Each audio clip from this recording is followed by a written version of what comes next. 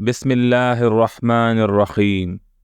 ایک دفعہ حضرت زید بن حارثہ رضی اللہ تعالی عنہ جاہلیت کے زمانے میں اپنی والدہ کے ساتھ اپنے نانا کے گھر جا رہے تھے۔ سفر کے دوران بنو قیس نے قافلے کو لوٹ لیا، اس میں زید رضی اللہ تعالی عنہ بھی موجود تھے۔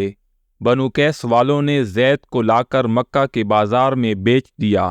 مکہ میں موجود حکیم بن حزام نے اپنی پھوپھی حضرت ختیجہ رضی اللہ تعالی عنہ کے لیے زید رضی اللہ تعالی عنہ کو خرید لیا۔ جب حضرت ختیجہ رضی اللہ تعالی عنہ کا نکاح آپ صلی اللہ علیہ وآلہ وسلم کے ساتھ ہوا تو آپ رضی اللہ تعالی عنہ نے زید کو ہدیے کے طور پر آپ صلی اللہ علیہ وآلہ وسلم کو پیش کر دیا۔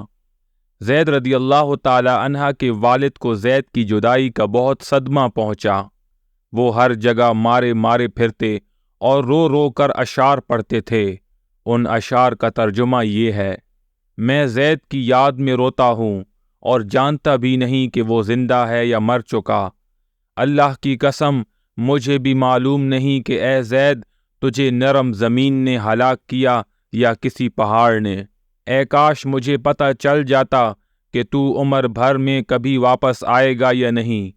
ہاں، اگر مجھے موت آ گئی تو میں رشتہ داروں کو وصیت کر کے جاؤں گا تاکہ وہ میرے بیٹے زید رضی اللہ تعالی عنہ کو ڈھونڈتے رہیں۔ حضرت زید کے والد یہ اشعار پڑھتے اور روتے رہتے۔ ان دنوں میں اتفاق سے ان کے لوگ حج کے لیے گئے تھے، جہاں انہوں نے حضرت زید رضی اللہ تعالی عنہ کو پہچان لیا۔ ان لوگوں نے زید کو ان کے باپ کی حالت کے بارے میں آگاہ کیا اور تکلیف کی داستان سنائی۔ حضرت زید رضی اللہ تعالی عنہ نے ان لوگوں کے ہاتھوں 3 اشعار والد کے لیے بھیجے، جس کا مطلب یہ تھا: میں یہاں مکہ میں ہوں اور خیر خیریت سے ہوں، تم میرے لیے غم نہ کرو، میں بڑے کریم لوگوں کی مہربانی میں ہوں۔ ان لوگوں نے زید رضی اللہ تعالی عنہ کا پیغام اس کے والد کو بتایا اور اس کا پتہ بھی بتا دیا۔ زید رضی اللہ تعالی عنہ کے والد اور چچا فدیے کی رقم لے کر مکہ کے لیے روانہ ہوئے تاکہ رقم ادا کر کے زید رضی اللہ تعالی عنہ کو غلامی سے آزاد کروا لیں۔ جب وہ مکہ پہنچے اور تحقیق کی تو پتہ چلا کہ زید رضی اللہ تعالی عنہ تو آپ صلی اللہ علیہ وآلہ وسلم کے پاس ہیں۔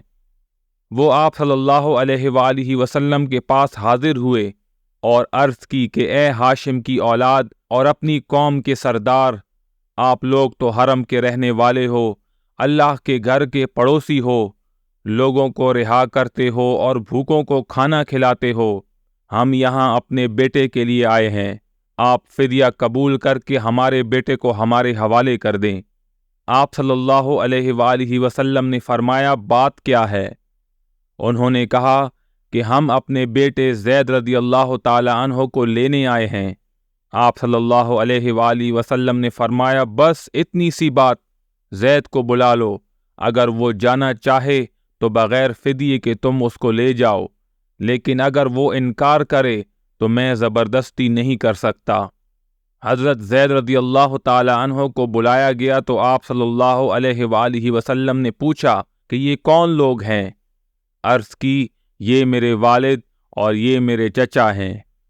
آپ صلی اللہ علیہ وآلہ وسلم نے فرمایا، میرا حال بھی تمہیں معلوم ہے اور ابھی تمہاری مرضی ہے، میرے پاس رکنا چاہو تو میرے پاس رہو، ان کے ساتھ جانا چاہو تو جا سکتے ہو۔ زید رضی اللہ تعالی عنہ نے عرض کی، حضور میں آپ کو چھوڑ کر ان کے ساتھ کیسے جا سکتا ہوں؟ اس کے والد اور چچا نے کہا کہ تم آزادی کو چھوڑ کر غلامی پسند کر رہے ہو۔